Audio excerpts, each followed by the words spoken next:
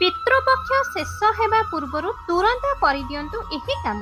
पितृपक्ष पालन न कले कौन असुविधा हेबो? पितृपूजा कला समय केउ नियम मानिबा उचित? एही छोटिया भूल पई पूरा तली तलांत होई जिवे। प्रति वर्ष आश्विन मास शुक्ल पक्षर 15 दिन को पितृपक्ष बा अपर पक्ष मना जाए। आ पितृपुरुषों आत्मा को शांति पई एही समय किछि विधान रहिछि। आ प्रत्येक व्यक्ति पई एही पितृपूजा अत्यंत जरूरी होइथाय, नचेत घरे पितृदोष लागिथाय।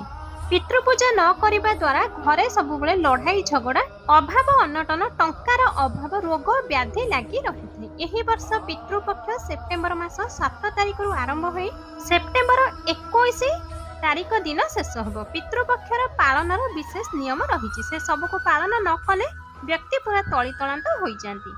आसंतु सही नियम विषय जानिबा। पितृपक्ष 15 दिन भूल भी पियाज रसुण खाइबा उचित नुहे। पितृपक्ष समय रे निश, दाढ़ी, नख, केश काटिबा उचित नुहे। काहेकि ना पितृपक्ष समय रे पितृ माने हम घरर ओली तळे आसी रहिथांती। तेणु अंधार थिबा समय रे ओली तळ को भल से सफा सुतरा करी सेठारे गंगा जल मिश्रित अल्प गोबर, किछि कला राशि, कुटा खंडे और धड़ा फूल रखंतु। एहा सह ब्राह्मण को घर को निमंत्रण करी फल, मूल, दही, मिठा किंबा महाप्रसाद आदि भोजन दियंतु।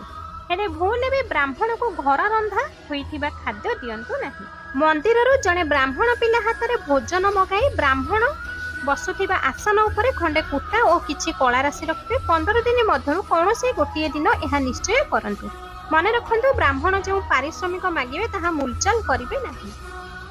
एते छोट कार्य पई पितृदेव को केबे भी रुष्ट करंतु नाही। एही पितृपक्ष को केबे भी व्यर्थ जीवा को दियंतु नाही। एही 15 दिन रे पितृपक्ष को निष्ठार सह पालन करंतु। पितृपक्ष रे भूल भी घरे भोजी भात, नाच गीत करंतु नाही। नुआ वस्त्र, नुआ गहना, नुआ भूमि, नुआ घर किनिबा मध्य वर्जित अटे।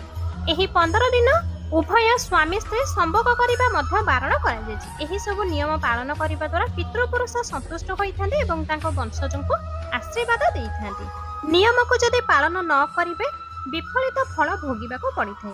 वीडियोटी भलो लागितले वीडियो गोटे लाइक करंतु। तो आगो को एही भली वीडियो देखिया पई हम चैनल सहित जोड़ी होई रुहंतु। चैनल को सब्सक्राइब करी पाखरे थिबा बेल आइकन टिको दबाई दियंतु।